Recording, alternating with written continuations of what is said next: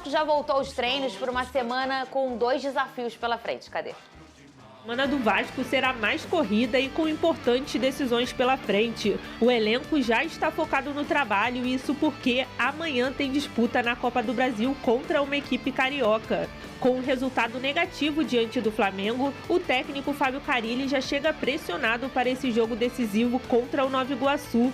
Para avançar à terceira fase, o Vasco precisa vencer no Newton Santos. Em caso de empate, os pênaltis definirão a vaga. Não vou ter muito tempo para trabalhar, bem pouco, sei disso, mas a gente também já está acostumado com o nosso futebol aqui, que é jogo em cima de jogo, e muitas vezes é vídeo, é conversa, e levar para o campo ali, posicionar sem ter uma certa intensidade que é necessária para o jogo, né? Mas não é reclamar e sim buscar alternativas para que a gente tenha esse equilíbrio o quanto antes. Essa será a primeira vez que Vasco e Nova Iguaçu irão se enfrentar no estádio Newton Santos pela Copa do Brasil. O Laranjão, inclusive, foi o algoz do Vasco no Carioca 2024, quando venceu o Gigante da Colina em 2 dos 3 duelos no estadual, além de ter eliminado na semifinal, em jogos disputados no Maracanã.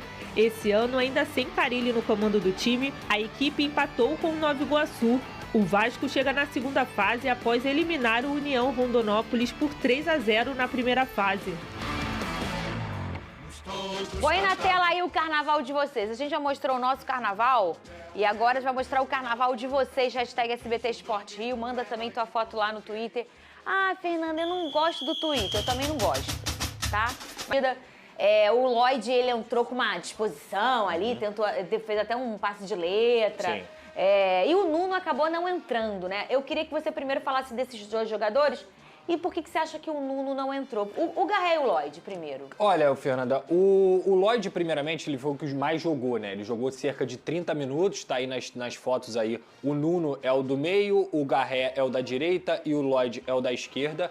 Eu me surpreendi, tá? Eu acho que o Carille, ele foi mal nas substituições. Eu acho que ele demorou bastante a mexer e o primeiro jogador que ele colocou foi um atleta que chegou depois. O Lloyd só teve a sexta-feira para treinar com o elenco do Vasco da Gama. Tudo bem que o jogo precisava de uma velocidade, ele é um jogador que é mais veloz do que essas 2 outras opções, mas assim, na minha visão, ele foi colocado do lado esquerdo, que nem é o lado principal dele, o lado que ele mais joga, que ele mais jogou e na análise do Vasco da Gama era do lado direito. Ele é um jogador que entra mal? Ele não entra mal. Ele entra tentando, ele entra até tentando partir para cima, fez uma jogada ali que tentou um cruzamento de letra e tudo mais, com ousadia, que é até uma brincadeira que ele fez, mas não dá para cobrar do Lloyd alguma coisa, até porque, repito, ele não tem entrosamento com esses jogadores, ele estava jogando pela primeira vez contra uma grande equipe que é o Flamengo, então, na minha visão, é muito mais erro do Fábio Carille de ter colocado o Lloyd primeiro, sem ter feito praticamente nenhum treinamento com o Vasco da Gama e ter colocado ele do lado esquerdo, do que, de fato, eu culpar o Lloyd. Eu acho que ele deveria ter entrado com o Nuno Moreira, porque as pessoas não viram,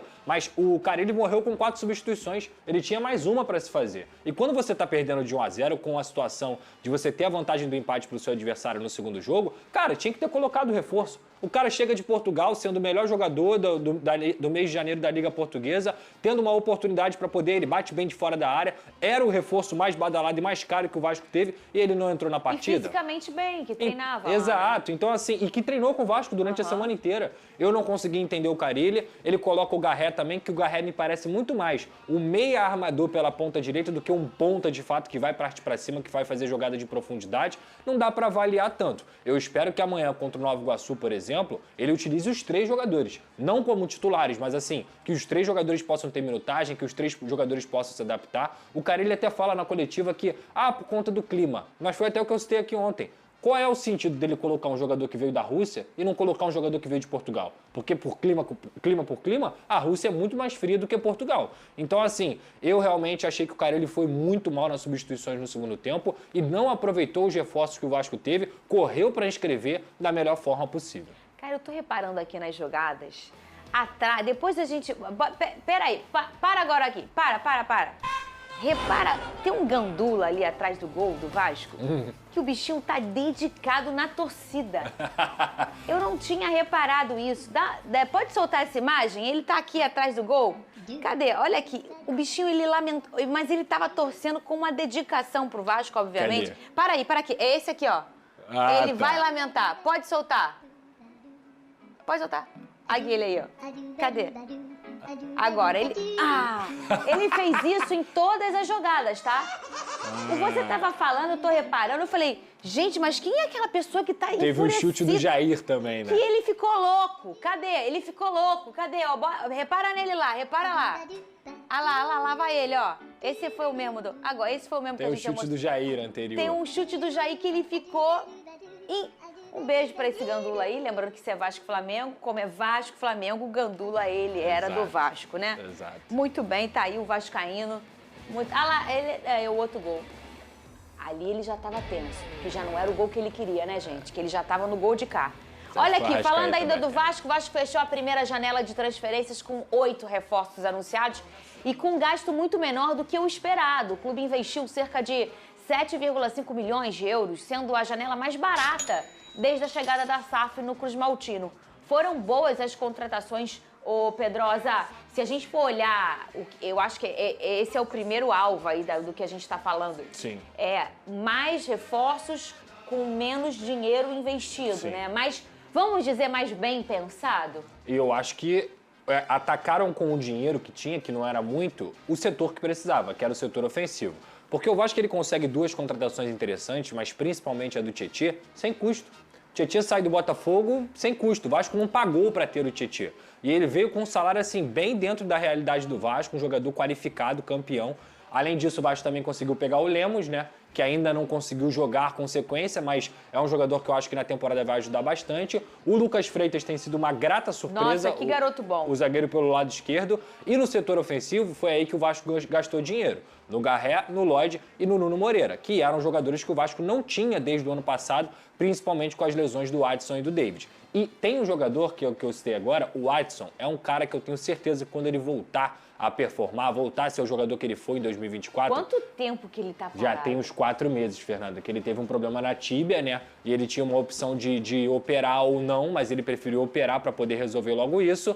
Teve um outro problema em janeiro, ele estava pronto para voltar, mas aí ele teve que tirar a placa da tíbia e agora, provavelmente nas próximas semanas, ele deve estar retornando. Então, o que eu penso desses reforços o Carille não pode reclamar mais. Agora, se o torcedor do Vasco, eu pregava paciência aqui com o início do Campeonato Carioca para ter um pouco mais de paciência com o Carille, agora é o Carille que tem que responder, porque a pré-temporada acabou. O Vasco vai ter amanhã uma grande decisão, o Vasco vai ter no sábado um novo grande jogo também, daqui a pouco começa o Campeonato Brasileiro, daqui a 20, 30 dias, e ele tem que começar a responder. Porque se ele reclamava de peças, ou se ele não tinha as peças necessárias, e que eu concordava com isso, agora ele tem. O Vasco, na minha visão, tem um elenco para os desafios que o Vasco tem na temporada, um elenco equilibrado pelo menos até a janela do meio do ano. E o Adson?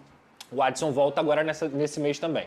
Já está treinando com grupo, treinou a parte, né, para fazer aquela transição. Então, até o início do Campeonato Brasileiro, o Adson já deve estar à disposição. O Vasco faltou um pouco de sorte nessa questão clínica. E talvez eu acho que também é porque quando você tem um elenco muito enxuto, Sim.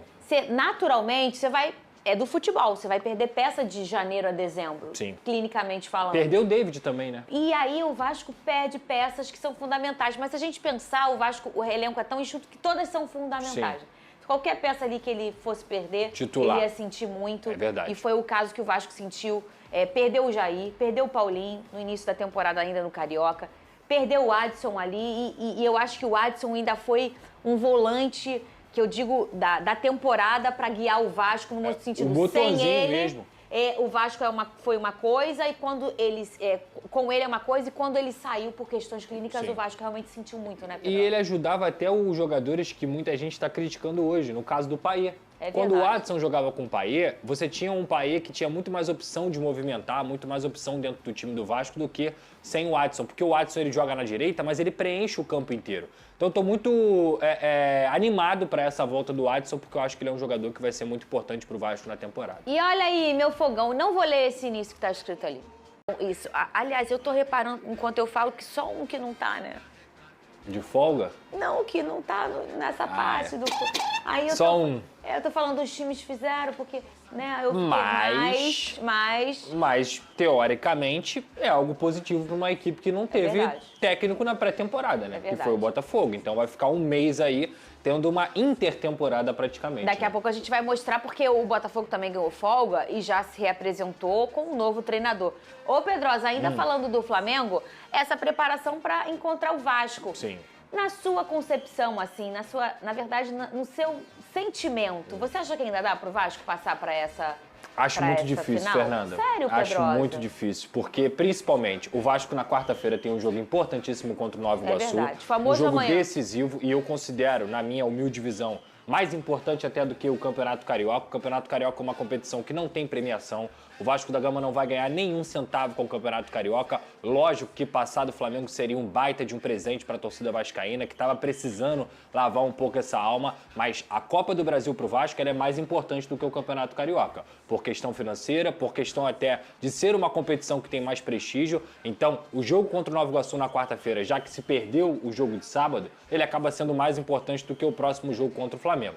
E o grande problema, na minha visão, Fernanda, não é só o Vasco fazer 2 gols, porque, para explicar pra galera, o Flamengo tem a vantagem do empate. Então, assim, mesmo que o Vasco vença o Flamengo por uma diferença de 1 gol no próximo sábado, quem se classifica é o Flamengo. O Vasco teria que vencer o Flamengo com uma diferença de 2 gols, então isso torna toda essa missão mais difícil. O mando de jogo é do Flamengo, vai jogar no Maracanã, obviamente pelo resultado você vai ter uma maioria da torcida do Flamengo por lá, e o Vasco da Gama ainda tem a semana cheia, digamos assim, com jogos. O Flamengo não, o Flamengo tem a semana vazia para justamente treinar com tranquilidade. Então, assim, tudo indica que o Flamengo vai se classificar tranquilamente. Claro que se acontecer um milagre, alguma coisa muito fora da curva, o futebol é imponderável, o Vasco pode se classificar. Mas eu acho muito difícil, por tudo isso que eu falei, pelo Vasco ter uma decisão no meio da semana, pelo Vasco não ter a semana vazia para poder fazer seus treinamentos. O Flamengo, sim, tem a vantagem do empate. E a grande questão é, hoje, o Vasco, além de ter que fazer 2 gols no Flamengo, ou vencer por uma diferença de 2 gols,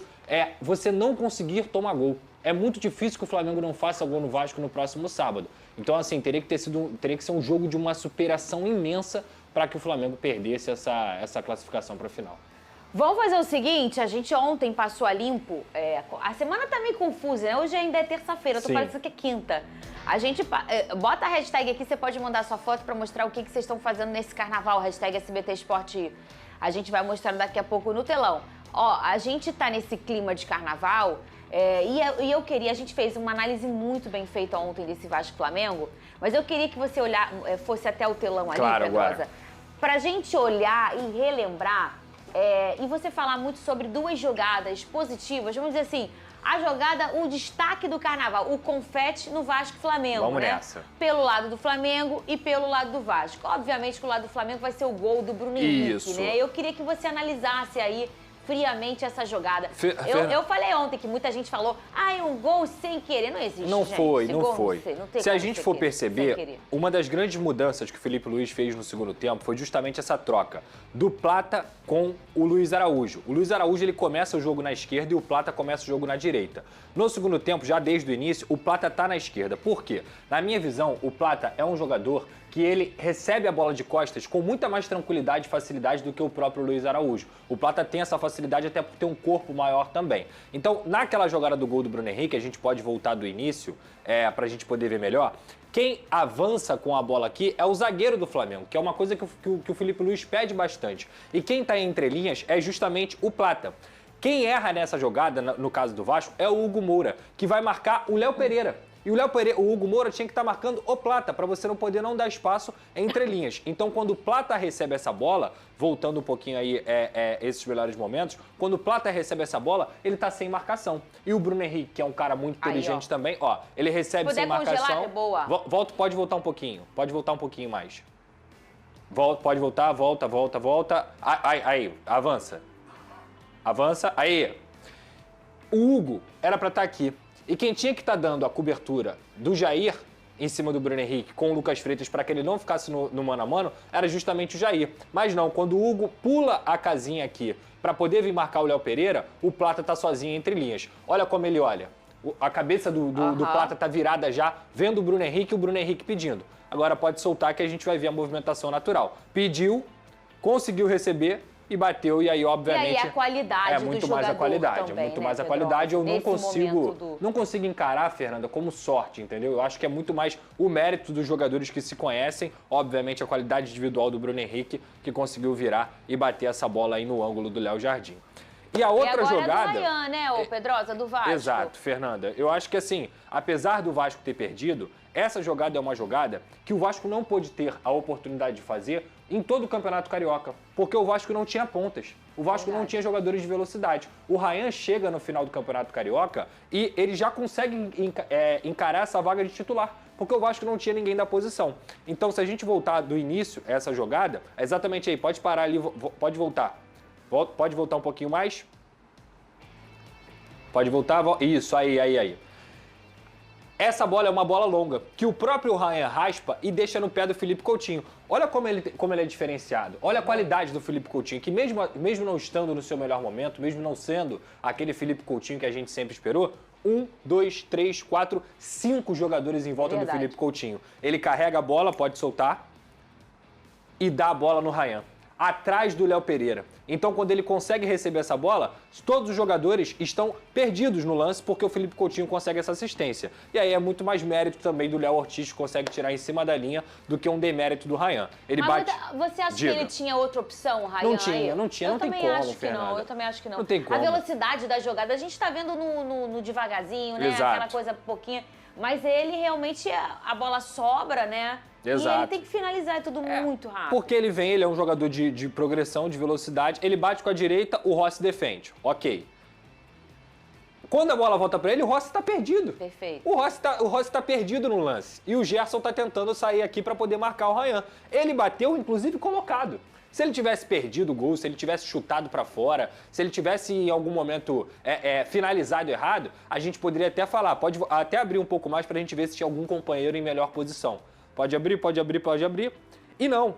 Se ele tenta tocar no Verratti, o Pulgar tira. Verdade. O Felipe Coutinho, ele tá fora do campo. É. O Felipe Coutinho poderia estar aqui, que aí Sim. ele daria uma opção pro Ryan. Só que ele vem correndo em disparada. Então o que o Ryan faz? Finaliza, colocado, tirando do goleiro, e aí é muito mais mérito. Olha o Wesley onde tá para tentar tirar essa bola. É muito mais mérito do Léo Ortiz, que fez essa leitura de jogada e conseguiu tirar. Agora, se puder voltar um pouquinho, eu não tinha reparado, né? Eu sou muito fã desse camisa 9 antigo, que Sim. no caso a gente tem um Verratti no Vasco.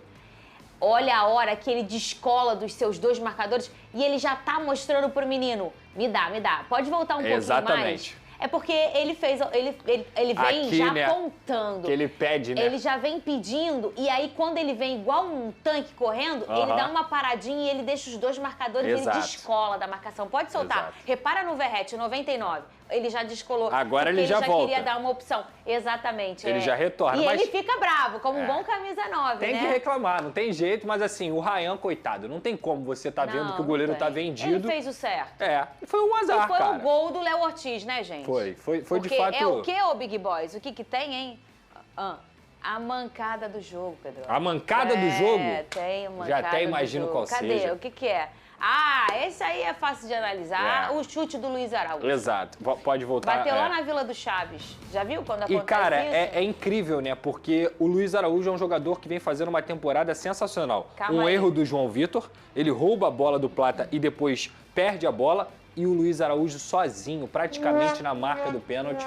Isso foi logo no início do segundo tempo. O João Vitor era para ter zerado essa bola. Mas essa jogada foi bizarra do João também, Era hein? para ele ter zerado essa bola. Era para ele ter zerado. E assim, gente, aqui o Luiz Araújo tem um erro técnico, coisa que ele dificilmente faz. Verdade. Jogador extremamente qualificado e que poderia ter saído o gol do Flamengo logo no início do primeiro tempo. E ele isola essa bola de uma maneira que a gente jamais vai esperar do Luiz Araújo. Ele tá em equilíbrio, ele tá sozinho, ele tá de frente pro Perfeito. gol. Numa bola que tem uma reta apenas. E ele... E acontece, pegou embaixo da bola, e acontece nas melhores famílias, Exato. tá aí. Isso aí é a oração do Lucas Pedrosa. Na hora ele tava lá, aí eu falei. Eu agradeci bastante. Muito bem, porque isso aí, difícil o Luiz Araújo perder essa chance. E o